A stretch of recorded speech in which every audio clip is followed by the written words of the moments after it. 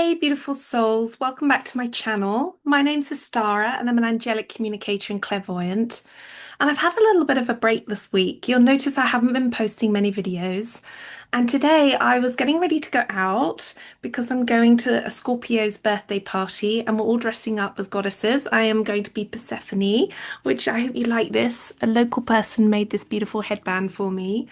But as I was getting dressed, I thought it was really important to share something because this is what's been going down in this time period, and maybe you're having a similar experience. So I've been tuning into the energies with my twin through my bond, and the matrix twin is experiencing an awful lot of intense energy in this Scorpio season. I can feel it. I've been trying to balance it all week. I've been dealing with my own shadow stuff, doing a huge amount of shadow work, and I feel they've been doing the same. There's a lot of churning of emotions going on.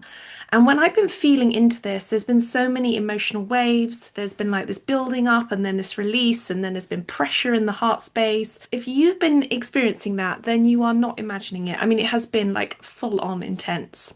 We always knew this period was going to be intense. There's going to be a lot coming out of this Scorpio season. By the time we hit the new moon next week, things are going to change. Things are going to change dramatically, whether they're forever saying goodbye to situations or leveling up in certain ways, ending karmic cycles.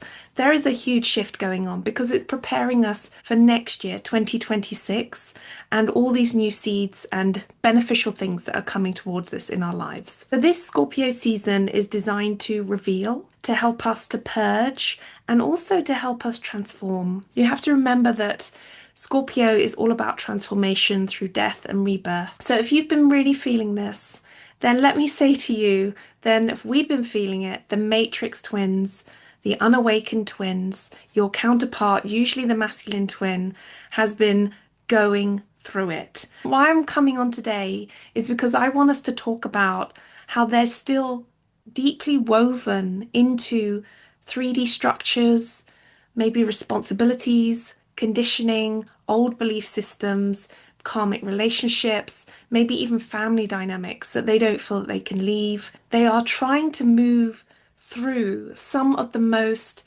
profound internal battles that they have probably ever experienced. They are really trying to release themselves from the matrix.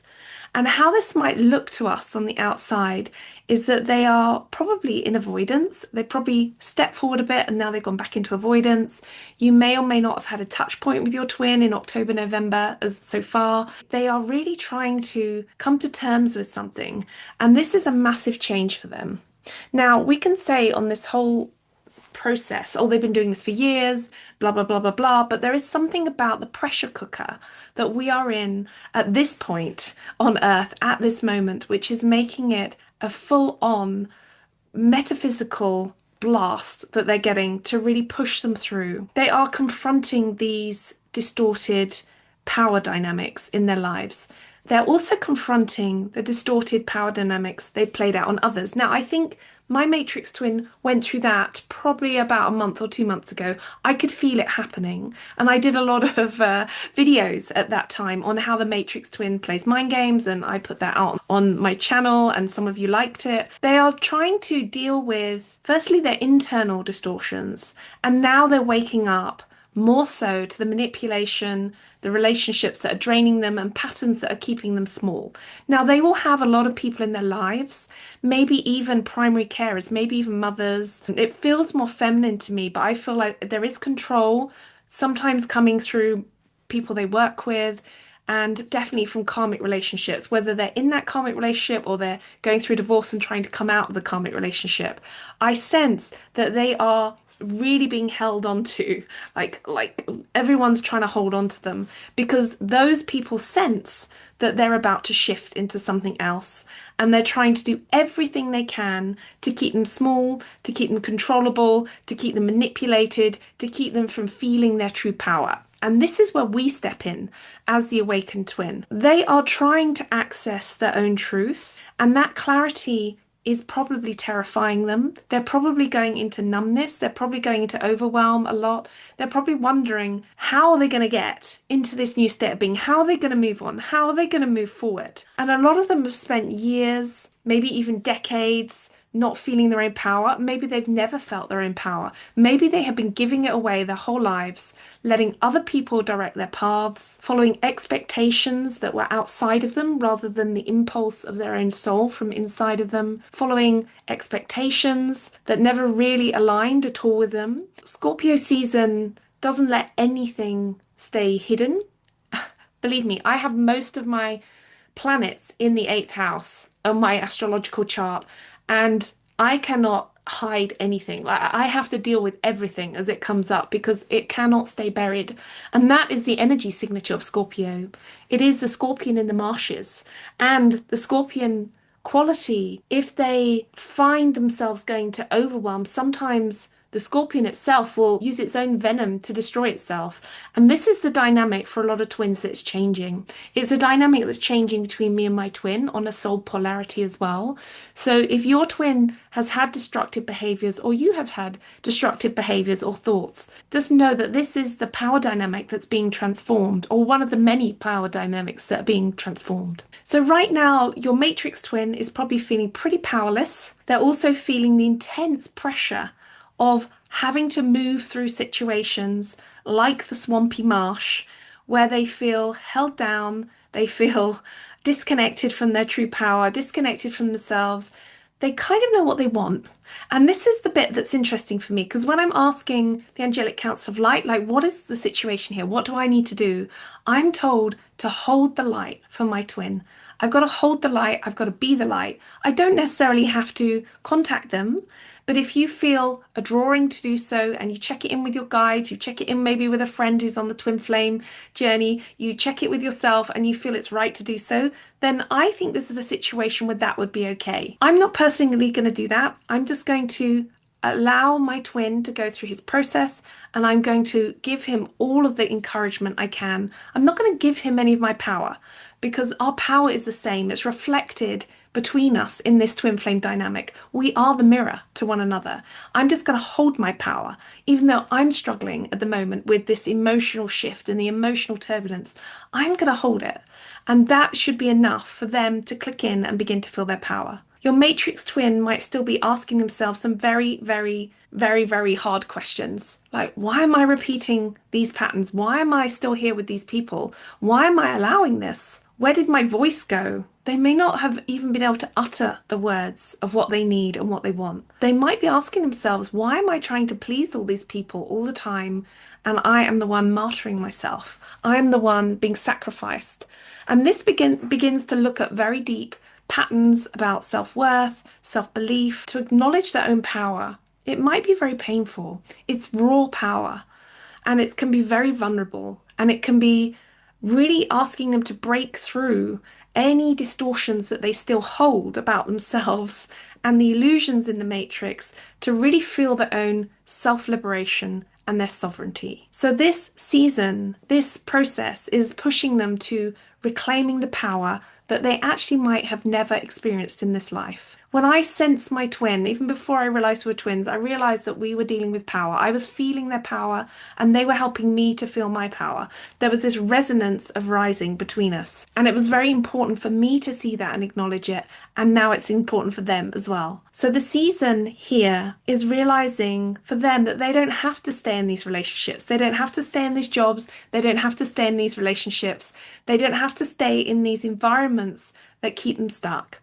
That if they're feeling the pull, which is usually towards you, usually towards their own soul, their own truth, asking them to come into authenticity, to come into change, to have courage, and to have self-love.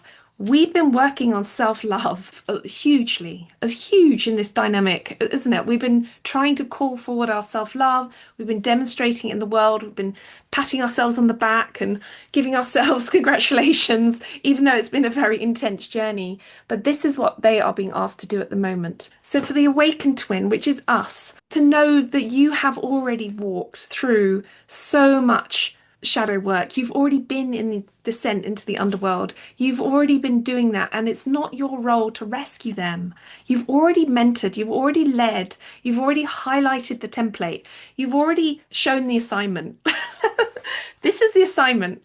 And so they already know it's there, and actually that is unconsciously and consciously, maybe even like pulling them forward. And it's asking you to just sit in your power and not to push them, not to force clarity, but to hold the light, to be the clarity, to be this luminescent being, to illuminate. So you're standing in your alignment, and that can be pretty hard, I think, to stay rooted in truth, love, and compassion when you're probably feeling a bit fed up and a bit worn out yourself. To be in the vibration that anchors and reminds both of you that you are divine beings, you're awakening your divine template here on earth, and that freedom for both of you is possible, that empowerment is real, that sovereignty is real, and you can both rise in that power and that sovereignty. Your energy is really like this stellar life force, this star-like vibration that allows you to steadily and unwaveringly guide yourself through an inner storm